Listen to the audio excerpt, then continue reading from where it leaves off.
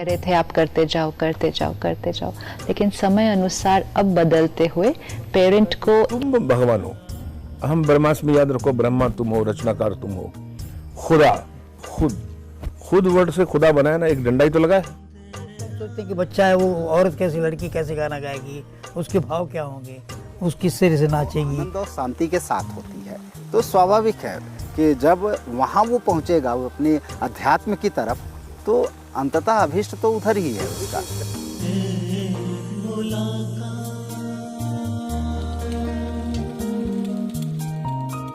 नमस्कार, एक मुलाकात कार्यक्रम में आप सभी दर्शकों का हार्दिक स्वागत है।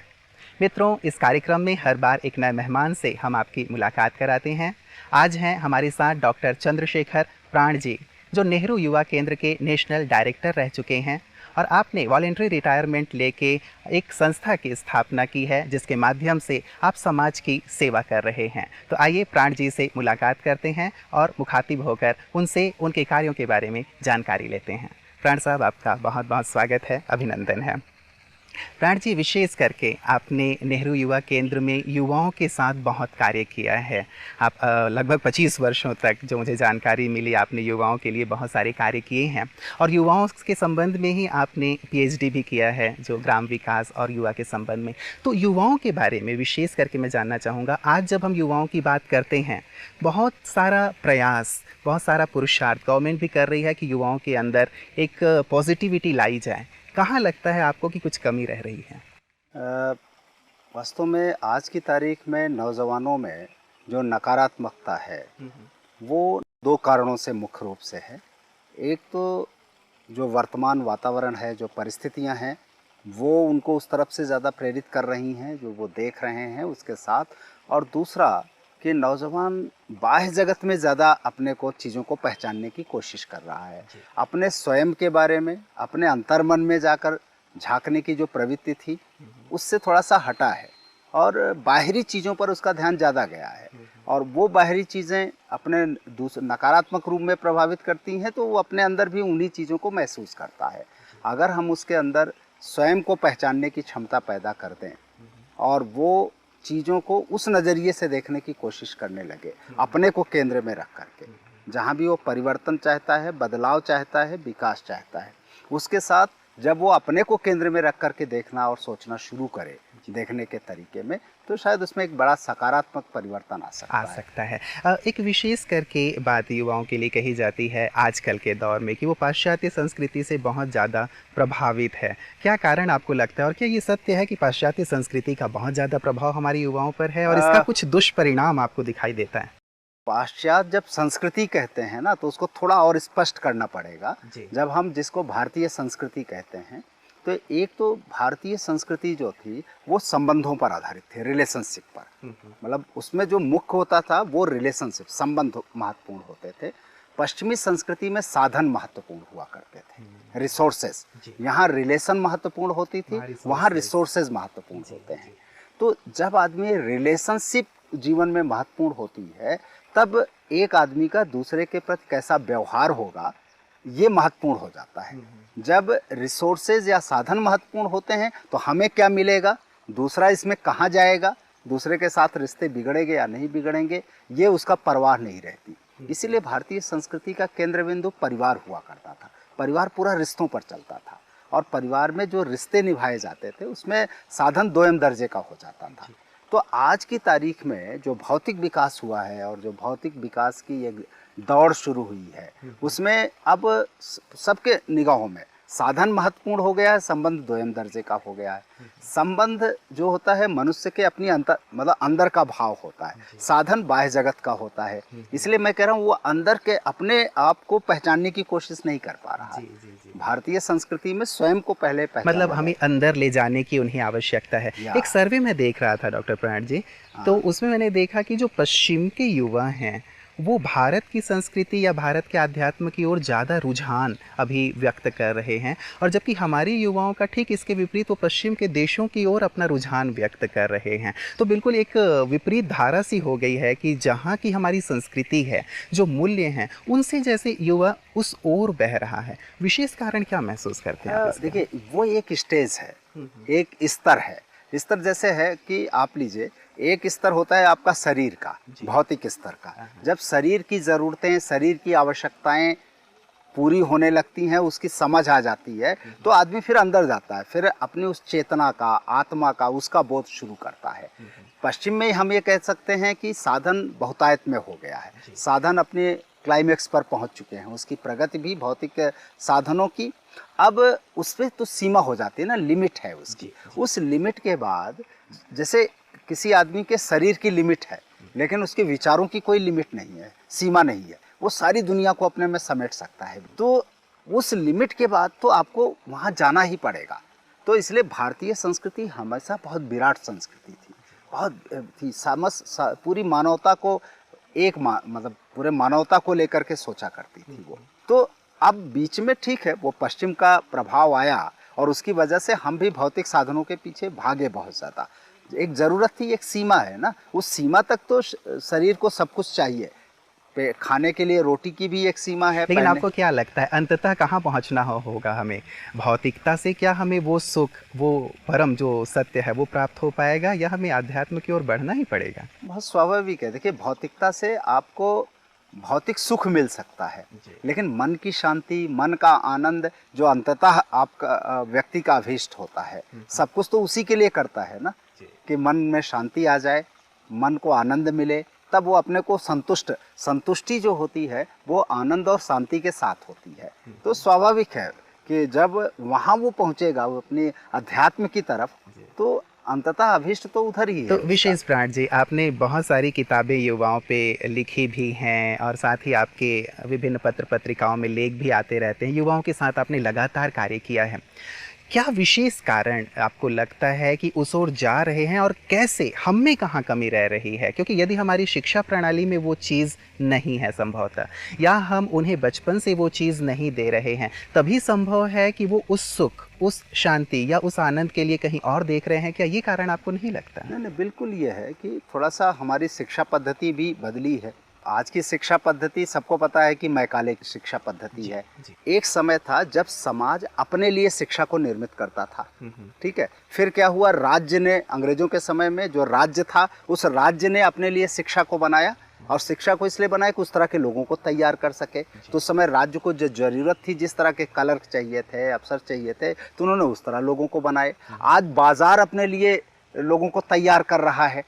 तो वास्तव में जो समाज और संस्कृति है, समाज के लिए तो लोग तैयार ही नहीं हो रहे हैं। आप सारे एजुकेशन इंस्टीट्यूशन को आज देखिए और स्टूडेंट को देख लीजिए, जितनी पढ़ाई हो रही है, या तो वो सारे लोग बाजार के लिए तैयार हो रहे हैं, या राज्य के लिए IAS PCS बनने के लिए, सरकारी नौकरी के लिए सारी पढ़ाई होती है, या मैनेजर, डॉक्टर और ये सब बनने के लिए। राज्य और बाजार के लिए तो सारी तैयार, लेकिन समाज के लिए कोई पढ़ाई नहीं हो, समाज के लिए कोई करियर समाज में नहीं दिखाई पड़ा।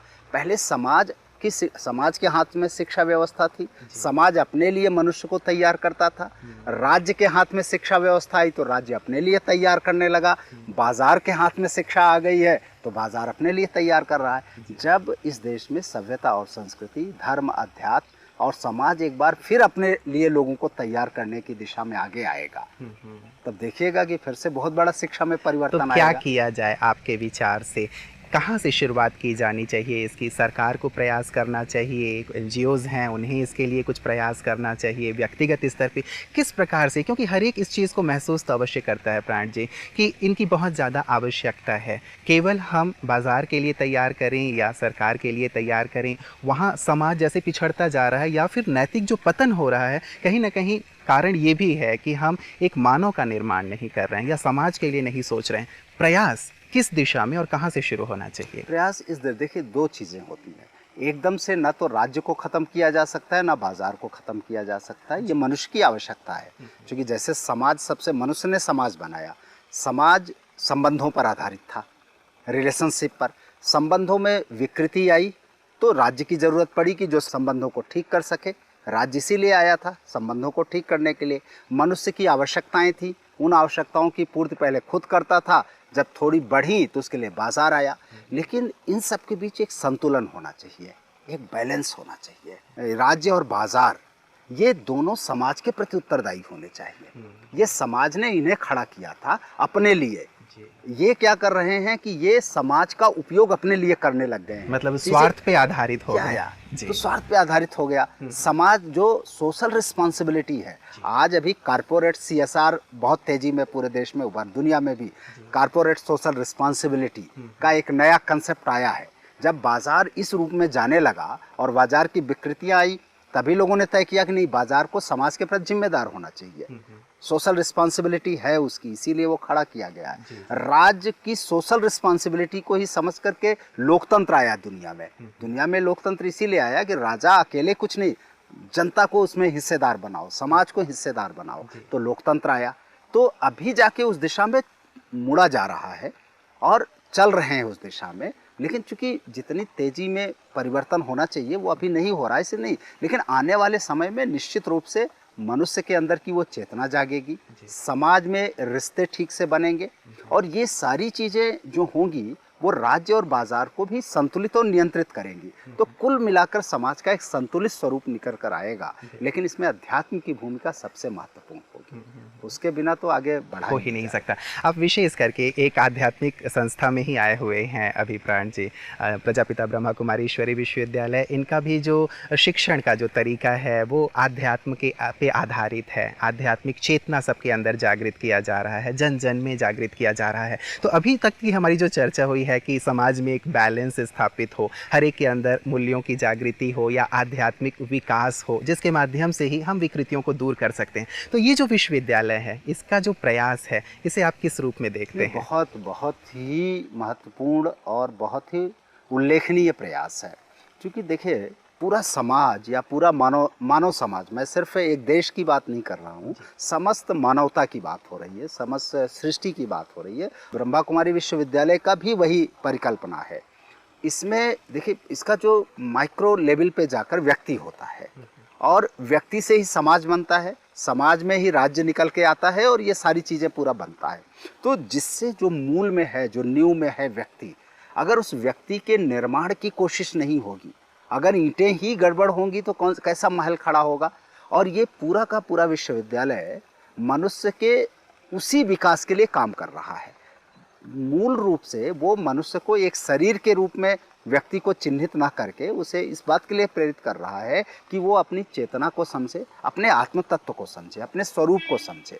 और उस स्वरूप को जब वो समझेगा, तब उसके अंदर जो गुण आएंगे, जो विशेषताएं आएंगी, वो विशेषताओं से जो व्यक्ति खड़ा होगा, उससे जो समाज बनेगा और उससे बाकी सारी चीज़ें बनेंगी, तो उसमें हर जगह सकारात्मकता होगी, एक पॉजिटिव एनर्जी होगी और उससे दुनिया का पूरा परिदृश्य बदलेगा।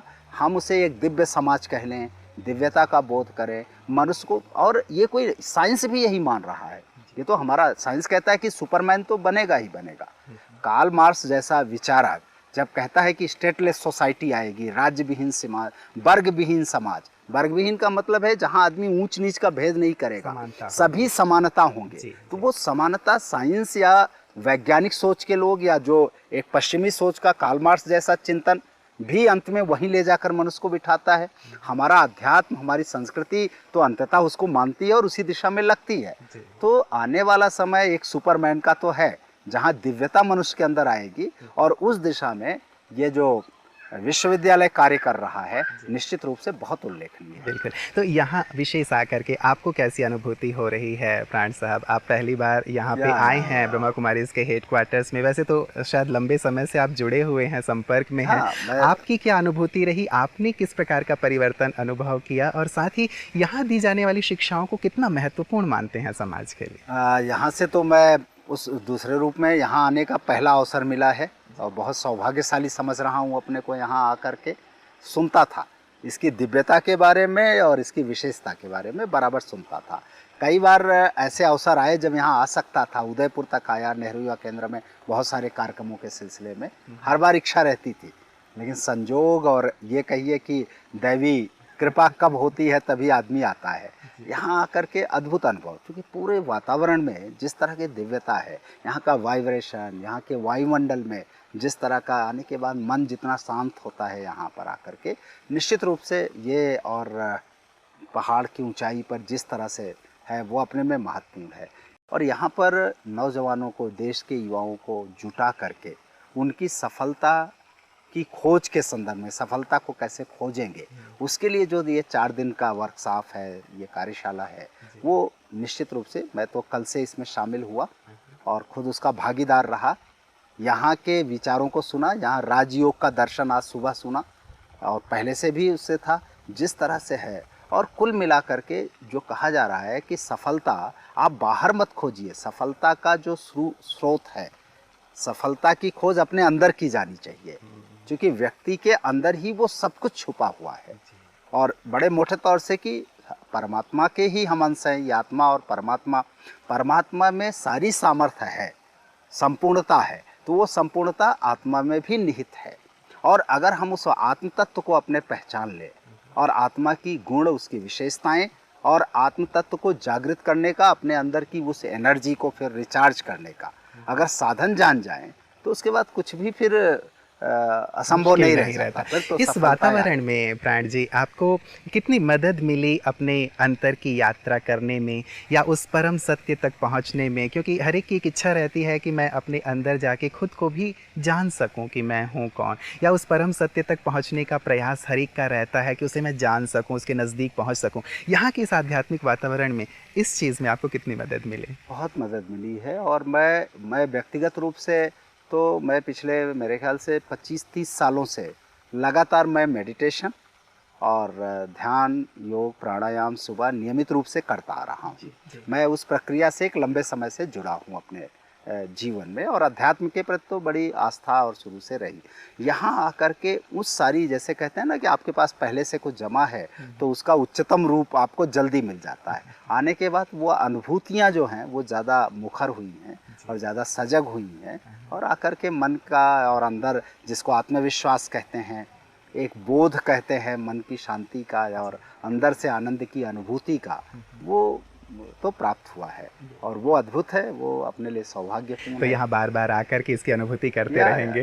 बिल्कुल बिल्कुल, ये तो हर बार। जी, एक विशेष बात प्राण जी और मैं जानना चाहूँगा, जैसे आपने कहा कि यहाँ एक विशेष रिट्रीट में आप आए हुए हैं जिसमें पूरे भारत भर के युवा आए हुए हैं।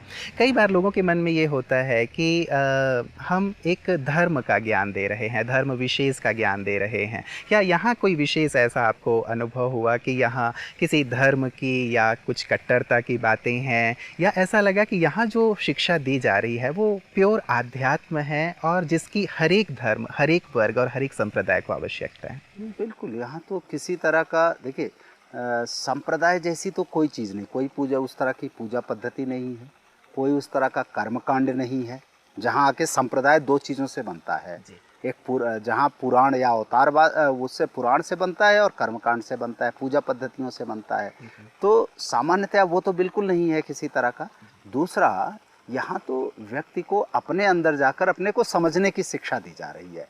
वो किसी भी संप्रदाय का हो सकता है, किसी जाति का हो सकता है, किसी राष्ट्र का हो सकता है, कोई भी सीमाएं वहाँ पर उसको रोकती नहीं है, क्योंकि हर व्यक्ति चाहता है कि वो अपने अंदर की शक्ति को पहचाने, अपनी अंतश्चेतना को जाने, अंतर्शक्ति को जाने, अपने आत्मबल को समझे, अपने आत्मविश्वास को जागृत करे।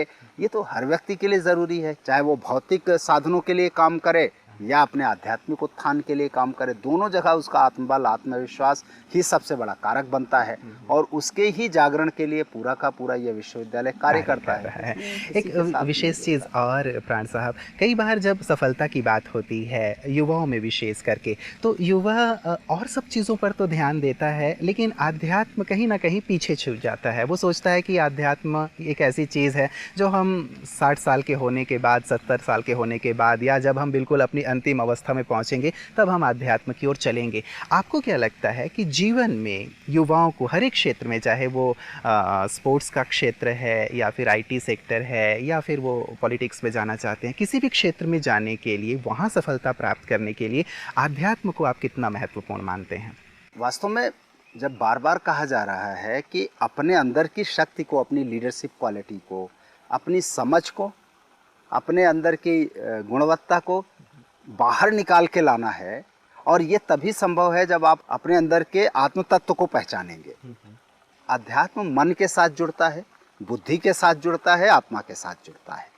सिर्फ शरीर तक सीमित रहने वाला व्यक्ति। लेकिन लोग कई बार अध्यात्म को धर्म से जोड़ देते हैं कि पूजा पाठ करना, घंटियां बजाना या तीर्थ यात्रा कर लेना, इन सब चीज़ों को वो अध्यात्म से शायद जोड़ लेता है और सोचता है कि शायद इन चीज़ों से हमें कोई फ़ायदा नहीं होगा। तो अध्यात्म और धर्म को शायद अलग अलग समझने की आवश्यकता है। अध्यात्म, धर्म, संप्रदाय 3 शब्द हैं। विवेकानंद ने इसका बड़ा बढ़िया विश्लेषण किया है। विवेकानंद ने कहा है कि धर्म के 3 स्तर होते हैं। एक उसका दर्शन होता है, फिर उसका एक पुराण होता है और उसका एक कर्मकांड होता है। ठीक है, ये तीनों उसके लेवल हैं।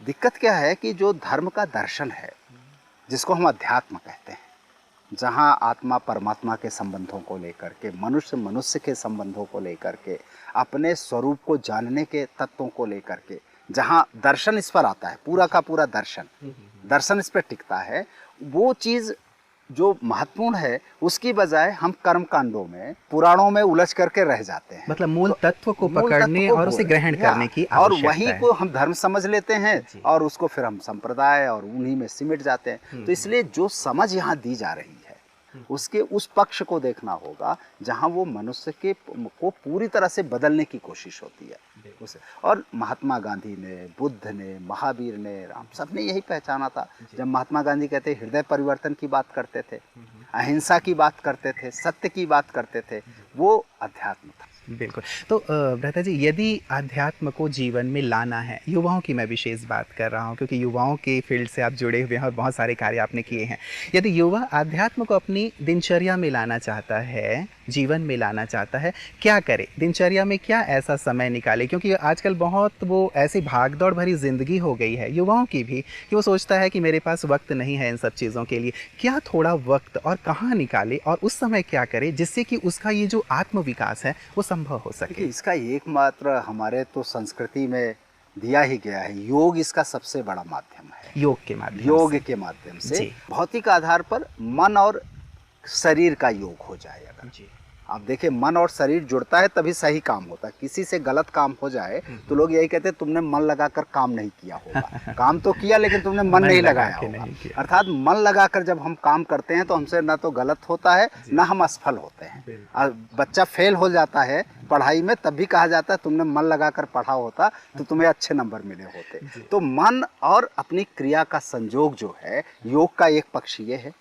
दूसरा पक्ष ये होता है कि आत्मा और परमात्मा का योग, मन का अपनी आत्मा का उस परमात्मा के साथ जोड़ना, वो एक आपको विशिष्ट स्थिति में ले जाता है, ऊंचाई पर ले जाता है। लेकिन भौतिक जीवन में भी मन और, तो ये जो मेडिटेशन है, ध्यान जो है, वो ध्यान दोनों स्तरों पर, मन और क्रिया का भी संयोग कराता है मेडिटेशन, और वो आत्मा और परमात्मा का भी संयोग कराता है। तो मनुष्य के सामान्य जीवन से लेकर व्यवहारिक जीवन से लेकर के उसके उस आध्यात्मिक जीवन तक की यात्रा योग के माध्यम से ही पूरी होती है। और वे विश्वविद्यालय राजयोग का जो प्रयोग कर रहा है, जो शिक्षा दे रहा है, वो अगर उसमें लोग ये करने लगे। और एक चीज़ है, आज की तारीख में बहुत सारे नौजवान इस दिशा में प्रेरित हो रहे हैं, ऐसा नहीं है, बहुत सारे वही बात मैं कहने वाला था प्राण साहब। जब कभी युवाओं की बात आती है तो लोग उन्हें नकारात्मक जो बातें हैं उस दृष्टि से ज़्यादा देखते हैं। जैसे शुरुआत मैंने कही कि वो पश्चिम की ओर भाग रहा है या अपनी संस्कृति को महत्व नहीं दे रहा है, अध्यात्म को महत्व नहीं दे रहा है, लेकिन शायद ऐसा नहीं है। बहुत सारे युवा अध्यात्म के मार्ग पे या अच्छाइयों के मार्ग पे भी चल रहे हैं, चलना चाहते हैं। नहीं, अब तो बहुत सारे नौजवान इस दिशा में आ रहे हैं, लेकिन इनके आने के 3 लेवल हो सकते हैं ना। एक तो ये होता है कि कोई इस दिशा में आने को सोचे ही ना, एक आस्था। दूसरा, सोचे लेकिन कर नहीं पा रहा है। और तीसरा, ये सोच भी रहा है और कर भी रहा है। तो अगर हम परसेंटेज निकालें तो सोचने वालों का और सोचकर करने वालों का परसेंटेज 70-80% निकल के आएगा। बहुत कम परसेंटेज रह गया जो अब इस दिशा में सोच नहीं रहा है।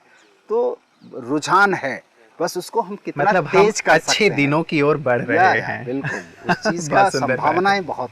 जी। मतलब जो प्रयास ब्रह्मा कुमारी जैसे विश्वविद्यालय कर रहे हैं ताकि युवाओं के अंदर एक सकारात्मकता आए, वो आध्यात्म की ओर बढ़ें, अच्छाई की ओर बढ़ें और एक अच्छे समाज की ओर बढ़ें, उसकी संभावना हमें दिखाई दे रही है। उसको इस अर्थ में भी देखना चाहिए कि देखिए, हमारा मनुष्य को दो, उस नौजवान अगर इतना समझ जाए कि वो सिर्फ शरीर नहीं है, इससे भी इतर कुछ है, मन है, आत्मा है, चेतना है। अगर शरीर और चेतना 2 को समझे तो वो जब समग्र अपने संपूर्ण विकास की बात सोचता है तो शरीर के साथ अपनी चेतना के विकास का, भावनाओं के विकास का, विचारों के विकास की बात भी स्वाभाविक रूप से वो सोच रहा है। टेक्नोलॉजी ने भी इस दिशा में उसको बहुत आगे बढ़ाया है। तो ऐसे में तमाम नौजवान इस चीज़ को समझने लगे हैं कि सिर्फ शरीर का और साधनों का विकास ही नहीं है, बल्कि उसके भावनाओं का, उसके संबंधों का, उसके मन का, उसकी चेतना का भी विस्तार और विकास होना है। और अगर उसका होना है तो उसका माध्यम सिर्फ अध्यात्म है। तो पहले का जमाना बिल्कुल, पहले के ज़माने में शायद आईक्यू को बहुत इंपॉर्टेंस दिया जाता था, लेकिन अब शायद ये ज़माना जो है एसक्यू का है, स्पिरिचुअल कोशेंट को बढ़ाने की बहुत ज़्यादा आवश्यकता है, तभी शायद सफलता प्राप्त हो। एक जो रिट्रीट चल रही है प्राण जी यहाँ पे कि youth in search of success, सफलता हर एक व्यक्ति को चाहिए, युवाओं को तो चाहिए ही चाहिए। वो कहते हैं कि वो चाहे वो स्टडी में हो या फिर कहीं पे भी हो, सफलता वो चाहता ही है। आप क्या मंत्र देंगे उन्हें जीवन में सफल होने का? यदि 3 विशेष मंत्र आप देना चाहें हमारे युवाओं को अपने जीवन के अनुभव से, आप एक सफल रहे हैं अपने पूरे क्षेत्र में, आप नेहरू युवा केंद्र से इतने लंबे वर्षों से जुड़े हुए हैं, क्या 3 मंत्र होंगे युवाओं की सफलता के लिए? 3 चीज़ें चाहिए जी, जो बहुत किसी भी व्यक्ति के लिए, इसमें अध्यात्म भी है और व्यवहारिकता भी है, दोनों चीज़ें हैं। एक तो उसके अंदर समझदारी आनी चाहिए। समझदारी, जब हम अंडरस्टैंडिंग कहते हैं तो अंडरस्टैंडिंग परिस्थितियों के प्रति भी, अपने प्रति भी पूरी सही समझदारी कि मैं क्या हूँ, इसकी समझदारी आ जाए उसको सही अर्थों में। समाज क्या है इसकी समझदारी आ, देश क्या है इसकी समझदारी आ जाए, तो इसके क्या, क्यों और कैसे का पूरा उसको अर्थ समझ में आना चाहिए। वैज्ञानिक, मतलब बिल्कुल जिसको कहते हैं वैज्ञानिक दृष्टि, उस तरह से उसको पूरा समझ में आना चाहिए। तो एक तो समझदारी, दूसरा उसको उसके व्यवहार में ईमानदारी होनी चाहिए। ईमानदारी है अंदर बाहर से एक होना, जो ईमानदारी कहते हैं, जो पारदर्शिता, पवित्रता। समझदारी जिसको हम ज्ञान कह सकते हैं, पारदर्शिता जो पवित्रता है उसकी, ये होनी चाहिए। तो समझदारी हो, ईमानदारी हो उसके अंदर, और दूसरा वो निरंतर प्रयासरत हो, सक्रिय हो, एक्शन में हो। बहुत समझदार है, बहुत ईमानदार है, लेकिन एक्टिव नहीं है तो जीवन में कभी सफल नहीं हो सकता। बहुत सक्रिय है और बहुत समझदार है, ईमानदार नहीं है तो कहीं ना कहीं गड्ढे में गिरेगा, वो दुनिया को फिर अपनी सफलताओं से जोड़ नहीं सकेगा। तो ये 3 चीज़ें जो हैं वो इनका बिल्कुल संतुलन होना चाहिए, और ये 3 चीज़ें जब किसी के जीवन में होंगी तो ज़रूर सफल होगा। जी जी, बहुत सुंदर 3 मंत्र आपने दिए हैं, समझदारी, ईमानदारी और साथ ही सक्रियता। मुझे लगता है युवाओं के लिए बहुत ही प्रेरक रहेंगे, और इसे एक स्लोगन के रूप में लिख के रख लेना चाहिए उन्हें कि जीवन में हमें सफल होना है तो ये करना है। प्राण जी, एक रैपिड फायर आपके साथ करना चाहेंगे कि मैं कुछ शब्द आपके सामने रखूँगा, उन पर जो आपकी प्रतिक्रिया हो। पहला शब्द है युवा। युवा वो है जिसमें खतरा लेने की स्थिति हो, खतरा लेने की क्षमता हो या इच्छा शक्ति हमेशा रहे, और निरंतर सक्रिय रहे। भारत वो है जो सबको अपने अंदर समेटता है, सबको अपने अंदर जोड़ता है, पूरी मनुष्यता को अपने अंदर लेकर चलता है, और जो प्रेम पर आधारित है, जो प्रेम। अध्यात्म वो है जो हम अपने आत्मा को, अपने मूल तत्व को जान ले, स्वयं को जानना ही अध्यात्म है। भ्रष्टाचार है संबंधों, जब हम किसी से लेते ज़्यादा हैं, बदले में देते कम हैं, वही सबसे बड़ा भ्रष्टाचार होता है। अगर बराबरी हो, समता हो, तो कोई भ्रष्टाचार नहीं है। बहुत सुंदर। हाँ। प्रेम वो है जो अंदर से जगता है और आपकी आत्मा का मूल स्वभाव है प्रेम। शांति भी अपने मनुष्य का मूल स्वभाव है, और बिल्कुल अपने अंदर जहाँ भरा पूरा हो जाता है, जब एकदम से अंदर से होता है, तभी शांति। आपका कोई सपना? मेरा सपना यही है कि इस देश में एक बेहतर भारत बन सके, लोगों के बीच अच्छे संबंधों का, और एक दिव्य समाज बन सके।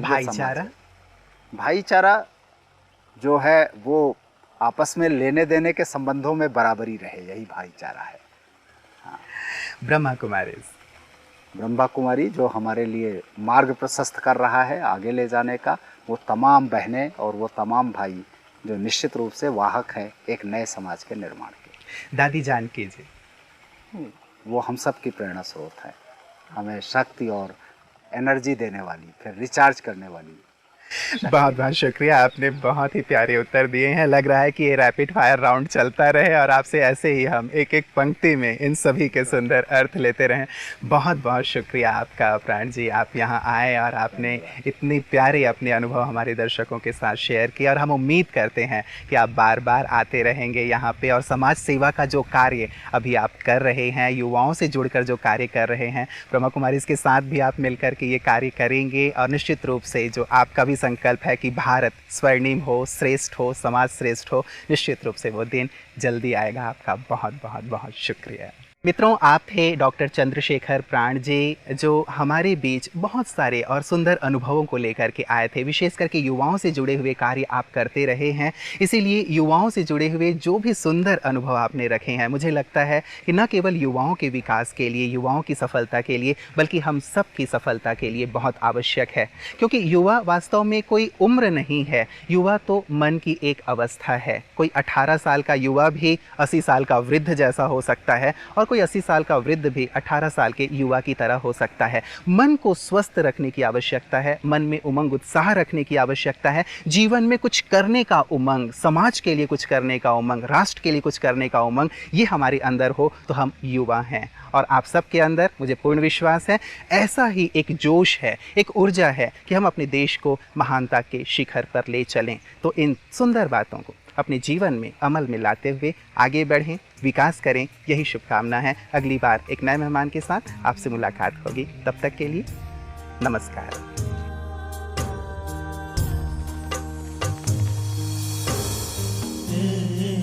मुलाकात